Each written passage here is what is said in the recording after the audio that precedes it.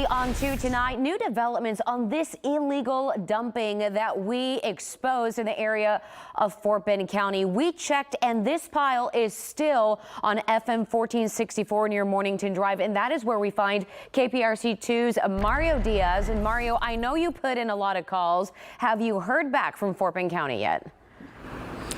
Daniela, we are talking to Fort Bend County, and this is a unique situation because although we sit in unincorporated Fort Bend County, this, where I stand, according to the county, is private property. So it makes things difficult to clean this entire mess up. But the pile still sits here 4 days after we exposed it. Residents are upset, and they have questions. I just wonder who's going to take care of it. This is the question we heard nearly 4 days after we first exposed this illegal dumping pile off a popular stretch of FM 1464 in unincorporated Fort Bend County. Please be doing a story on this so we can get all this cleaned up. Area residents were thankful to us on Friday as we were exposing a problem that has been a consistent eyesore for months. How bad is it on a 1 to 10? That's a 20. Residents hopeful this 20 would be a 0 by now, but not the case. This hideous pile is still there. It looked like a junkyard, you know. It doesn't look good. Not good to look at either if you live in a nearby home, the apartment complex behind it, or work right next door to it. I get a lot of complaints from the customers. Throughout our reporting, we have spoken with the offices of County Judge KP George, Commissioner Andy Myers, and Dr. Jacqueline John Minter, the Director of Health and Human Services of Fort Bend County.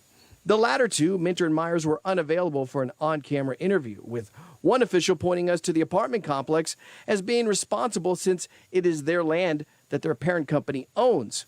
When I spoke with the complex, they informed me it wasn't their land.